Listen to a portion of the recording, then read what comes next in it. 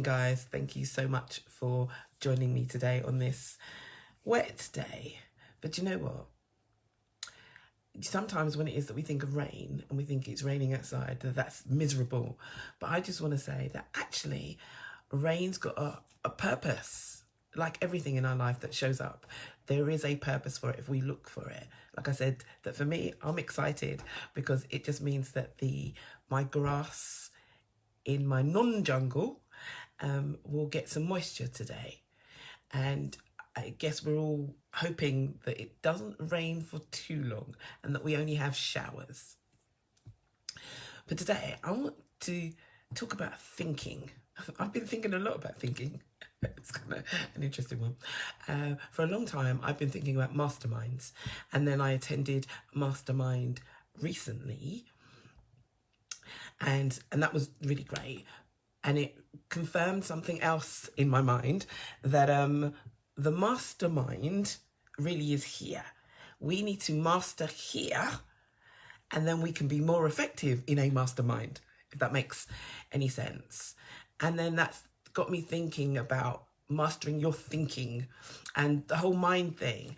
And you can read up so much scientific things around the mind and the brain and all of those things, and some of it will just make you go but I've had to think a lot about the brain and how the brain works because of the fact that I have some brain injuries.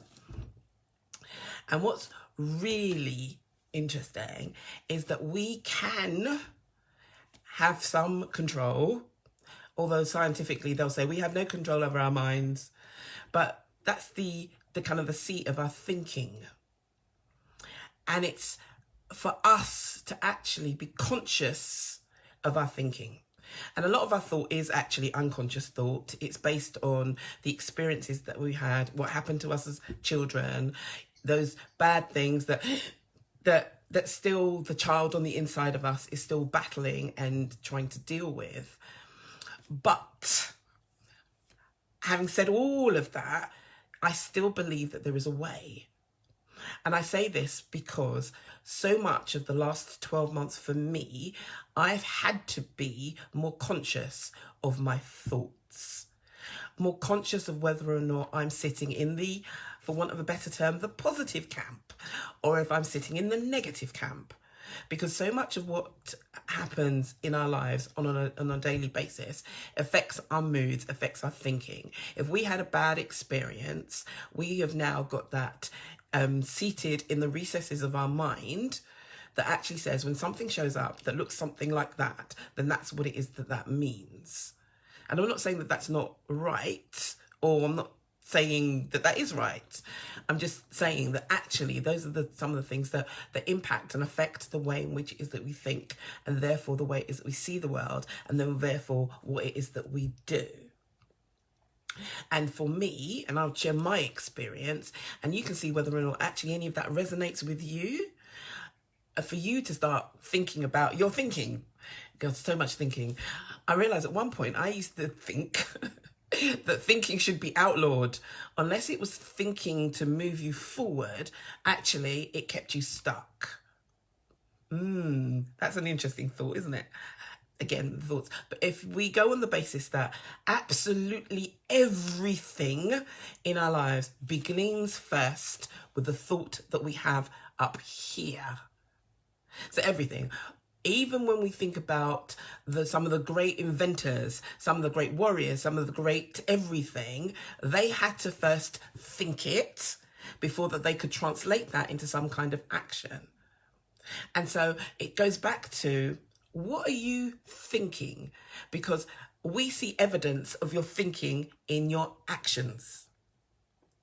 So yesterday, I have to say that I did have a bit of a shaky. Let's go with shaky. Shaky's a good one, because we all understand shaky when your kind of balance isn't kind of 100%.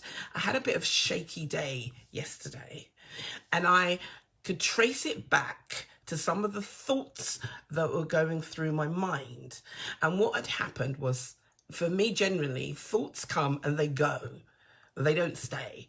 But what had happened yesterday was that there were a few thoughts that actually stayed a little bit longer than I would have liked. And as a result, I felt a little bit shaky. And at kind of one point I was thinking, well, I don't know how to navigate this. And then I was reminded that change your thinking and you will then change your actions.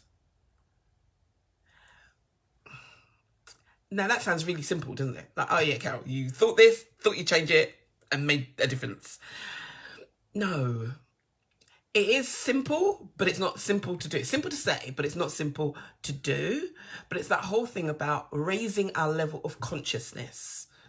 And I think that in this time that we are thinking a lot more than perhaps we have ever thought before, because there are so many things to think about in this season.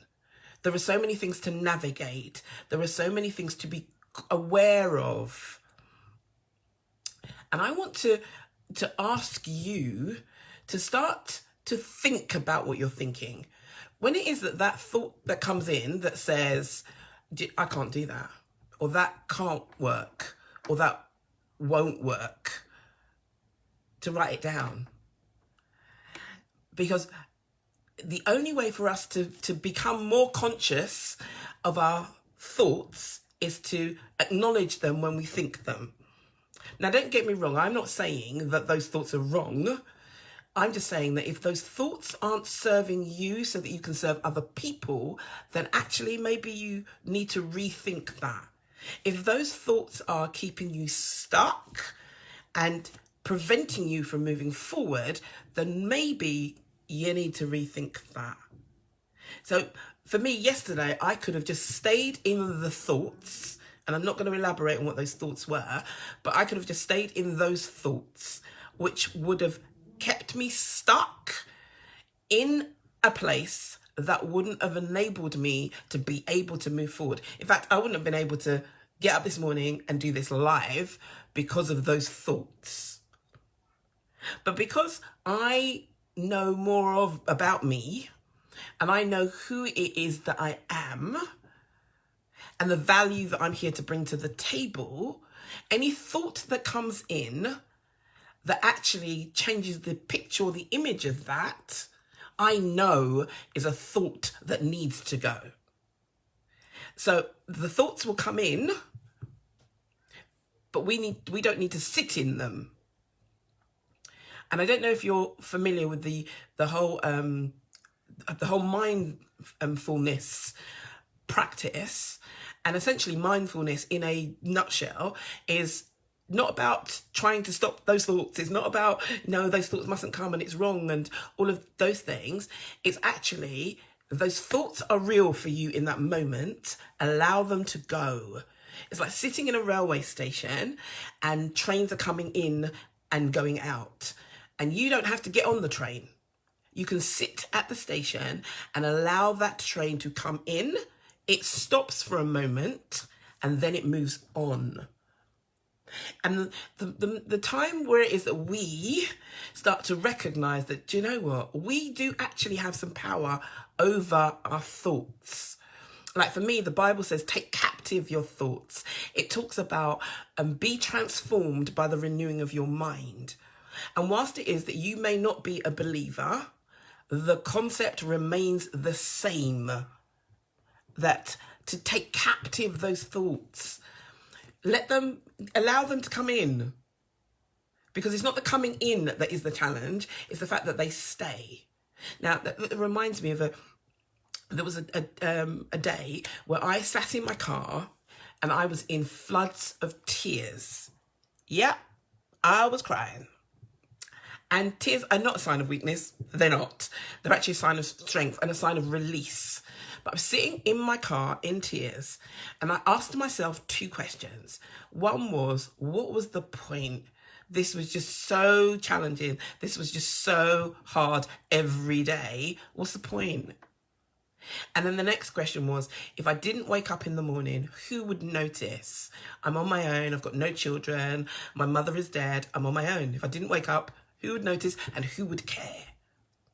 Now, to some therapists or whatever, oh my gosh, that's alarm bells, that's kind of really terrible thinking.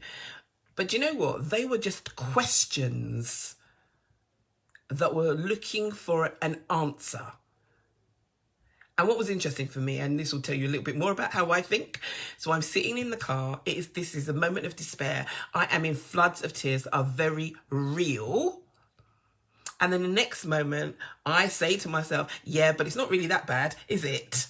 And you just think, and then I started laughing because I was thinking, really, only you in that moment could come up with that conclusion. And it was the fact that actually those were just questions. And so therefore, what are the answers? Oh, sorry about that. That's my printer. I'm sure I set something to print about an hour ago. They are just questions. And so sometimes when it is that things come into your mind that may say that you're not good enough to do that. If that it sounds like a statement, but I'm saying to you that that's a question for you to actually search the reasons why it is that actually, yes, I can. Sometimes I feel that what it is that they're doing, it's kind of there to check in with you to see whether or not you really know who you are and what it is that this is about, and how badly do you want to do something. And if we think about it in terms of, you know, the words of Dr. John Demartini, where he says that there are obstacles along the way, they're not in the way. So when those thoughts come in, rather than make that the statement and that's the conclusion, actually, no, because you know that you are so much bigger than that, that you are so much bigger than that. And it's about connecting with the you that's bigger than your situation or your circumstance, that's bigger than that thought that's telling you can't do it or telling you to stop. It's actually understanding what it is that that thought is actually there to do for you. About you thinking, but about you saying that actually my thoughts are really going to help me to clarify the way. Because for me, as you know, I'm a child of God. In fact, I'm a divine original handcrafted by God. And so I'm a lot more conscious of my thinking. I'm a lot more conscious because I have stroke brain. And trust me, some of stroke brain thoughts are hilarious. Watch this space because there will be the stroke brain monologues because they are quite like a comedy show. But so I'm in that position where it is I am more conscious. But you don't have to have a brain injury. You just need to decide that actually, do you know what? There is more to me and there is more to my life than I am currently experiencing or that I have currently settled for. Because so much of our lives are based on the choices that we make. Now, I know that we have not chosen COVID-19. You haven't chosen for your family to be impacted or affected or whatever it is. You haven't chosen that. And in real terms, in life, that we don't have control over the hands that we are dealt. But you know what we do have control over?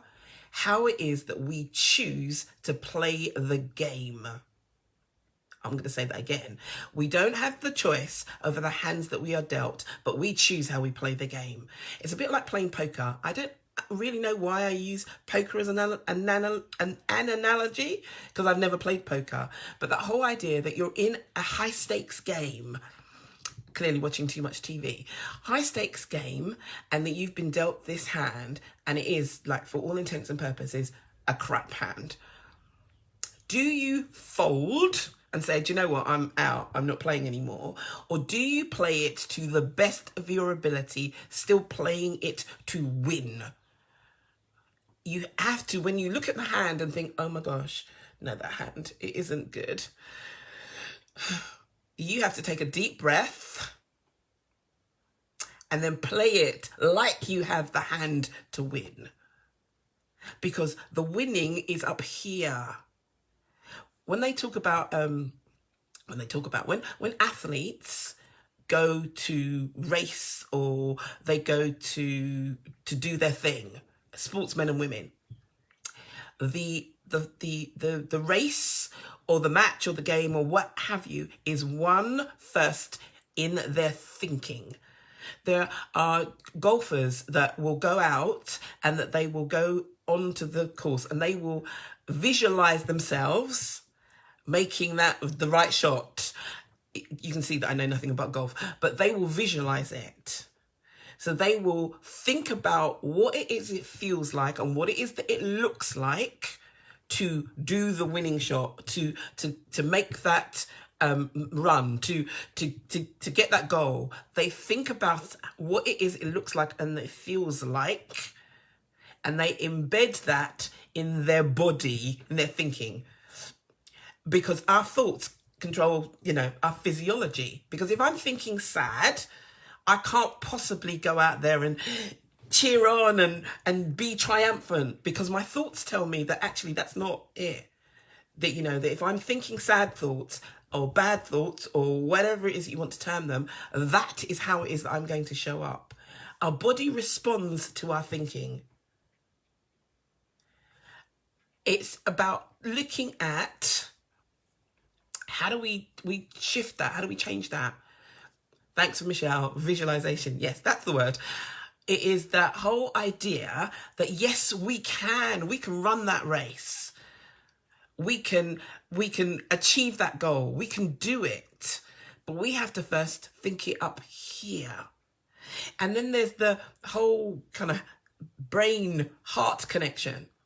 But I've discovered in my journey that the whereas that we think about the heart as the center of the body, actually, or not the center of the body, because actually it is, but the heart as being the one that has the control, the reality is our brain controls things. And I know this because lying in a hospital bed with a brain injury, I didn't know how to walk. And when I say I didn't know, I'm talking really properly. I had no idea. I also had no idea why I'd want to. And when it was that I started to walk under duress, I did what I was really proud of, called the stroke brain shuffle. I thought it was super cool until the physio said to me, you need to pick up your legs and bend your knees. And I thought, who knows that? Because my brain didn't know that. So my heart was fully functioning, but my brain didn't know that.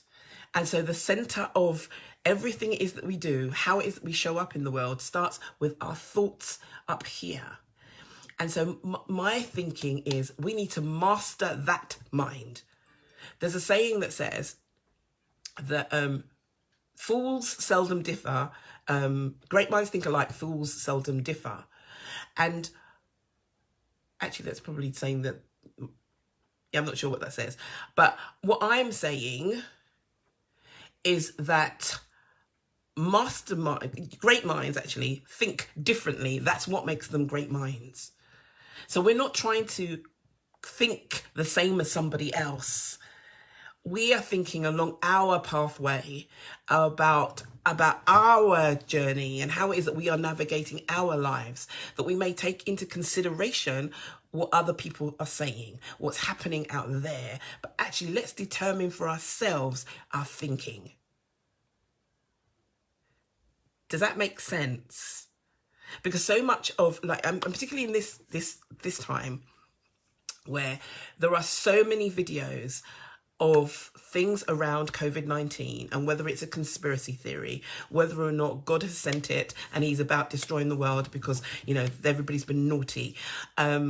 There have been so many of those videos that have been created. And what we have done is we have shared that with everybody. Everybody needs to hear this. And all we're actually doing is that we are thinking fearful thoughts and then we are sharing those fearful thoughts with other people. Because that's where it is that it all starts from. And then if I'm thinking fearful thoughts, then how it is that my body then reacts to that is going to be in a particular way. How my actions, my conversations, my relationships, my everything is going to come from that place. Let's start from that place that actually says, do you know what? There is more to this. There is more to my life. There are more to the lives in my household. There's more to this than this. And that each of us needs to find our pathway, but it all begins with the thoughts. So my question to you is, what are you thinking? And how is that serving you? And I could talk a lot more about serving and the fact that whatever it is that we do serves us in some way. And so therefore we do it because it serves us in some way. But whatever it is that's got you, whatever kind of thinking that's got you here is not going to get you there, wherever there happens to be. And maybe that's another thing about you need to think about what the there is, and then how do the thoughts of today serve you on your journey to there. There's lots of thoughts and lots of thinking, which has probably got you thinking about lots of things. Yeah.